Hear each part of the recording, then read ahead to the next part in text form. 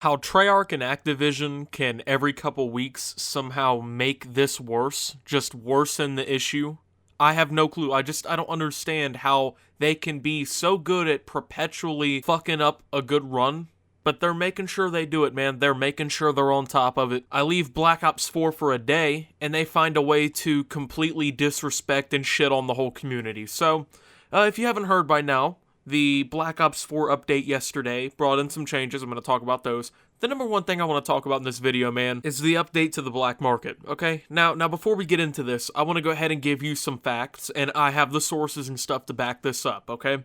So, October's best-selling game was Black Ops 4. The best-selling video game of 2018 is Black Ops 4. Yes, Red Dead Redemption 2 has not caught up to Black Ops 4 yet, and in fact, in the couple days it was available in October, it didn't catch up either, even though it had the largest entertainment launch, I think, in history, or it was the second, something like that. Something insane, right? Black Ops 4 is the best-selling game so far this year. So I think we could say it's a pretty good financial success. They've had the most players since before Black Ops 3. You know, this is a big year for Call of Duty so far. So you pay $60 for this game, $50 if you want the Battle Pass, the Black Ops Pass, where you can get the DLC maps and stuff like that post-launch, $110. Let's say you pay $1,000 for all the content and the Battle Pass for this operation, and then you buy like $300 in special orders, man, you're spending up almost $1,500 in one operation on Black Ops 4. How people still defend that completely shocks me, okay? But then you multiply the cost of this $1,000 pass over like 5 or 6 operations throughout the rest of this game's life cycle,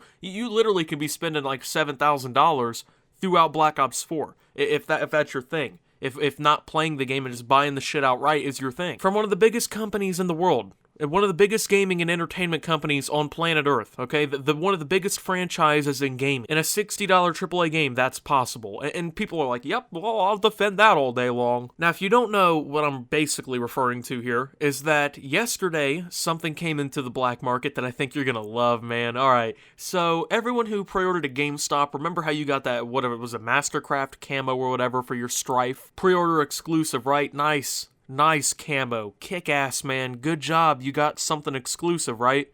And everyone remember that Maddox variant, or camo, as I should really call it, that was in everyone's inventory for a few days, a couple weeks ago, that everyone was enjoying, and then just mysteriously disappeared? Well, guess what? They're both fucking bundled for $20 in the store now. I can't even make this shit up, dude. I literally couldn't make this up if I wanted to.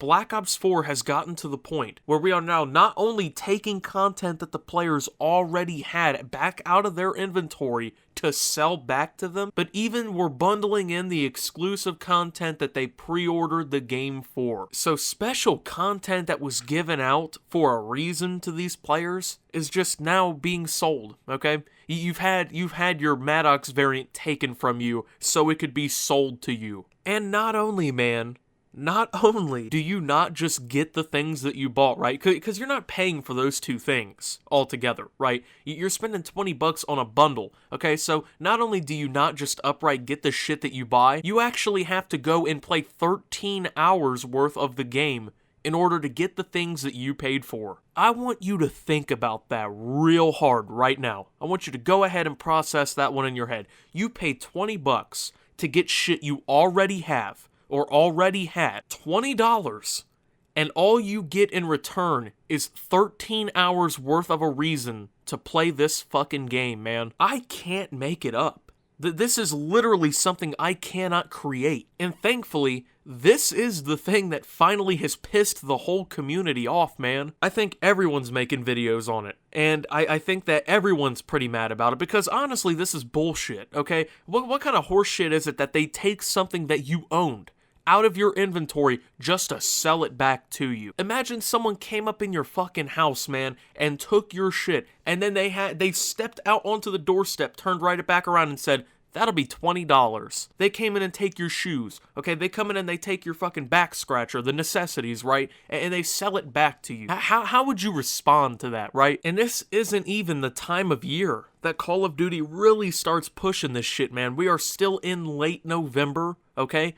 right after Christmas, I can't imagine what the transactions and shit are going to be like. I wouldn't be surprised if they start just literally selling DLC weapons. And I wouldn't be surprised if they're like $50 fucking a piece, okay? Or if only the people who got the Black Ops Pass can get the weapons. You know what? I would be less mad if people who bought the Black Ops Pass got the weapons, because at least you get more out of the money. You know, I'm not a huge fan of the Black Ops Pass. I still think it's an outdated DLC model, but at least in that instance, you can just outright pay for shit and know you're gonna get it, and know you're gonna get it without having to put 13 hours into the game. 13 hours for 2 camos, one of which you already owned, one of which you probably own if you pre-ordered the game from GameStop, and some tags, or some stickers, or some emotes, right? 13 hours of bullshit for your $20. The level of greed on Activision's part has reached immeasurable numbers, right? Okay, I've been talking about the shitty microtransactions in this game for weeks, and this system is just getting worse and worse and worse, okay? So let's go ahead and revisit this, okay?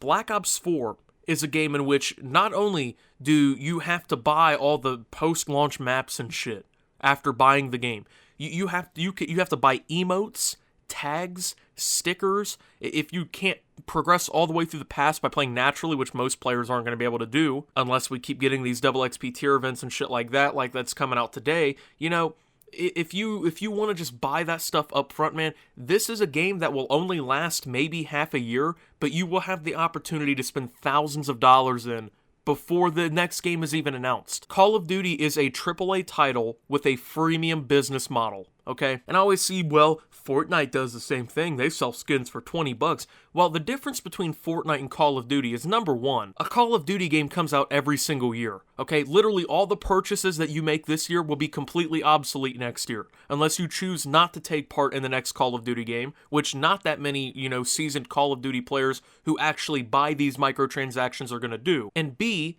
Fortnite is a free-to-play game. Okay, it's a free game, while Call of Duty Black Ops 4 is a $60 plus game. There is no reason why 2 camos, of which people already own, should ever be $20. There is no reason why skins for one specialist that nobody can see should ever be like $8. There is no reason that you should have to, after buying the shit that you paid for, right, have to then play the game for hours upon hours just to unlock the content that you're paying for. If I'm buying some shit up front, I want it the moment that I buy it. And this was the great thing about Black Ops 2, because people love to throw Black Ops 2 out as an example as to why BO4 isn't bad. Black Ops 2 had the Peacekeeper, which was a DLC weapon. For $20, you got the 4 multiplayer maps, a zombies map, and the Peacekeeper. For $20 in Black Ops 4, you can have 2 skins. You can have 2 camos that you already owned, right? Congratulations, you're getting fucked. The camos in Black Ops 2, if I remember correctly, were at most $4.99, and I don't even think they ever reached that far. I think they were like $2.99,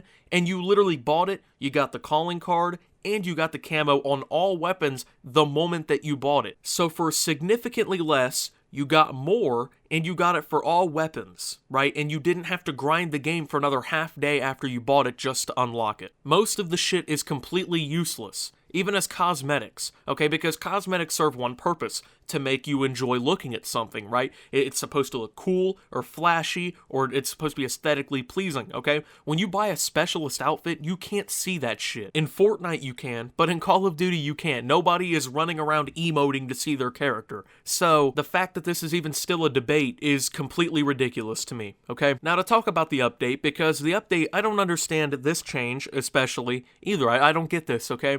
So I've always thought score streaks needed to be buffed in Black Ops 4, right? Devastating score streaks, yet most of the streaks are not very efficient for what they cost, right? Some of the streaks are pretty decent, but on top of that, they're easily shot down, or they leave the map too soon, things like that, right? So how does Treyarch respond?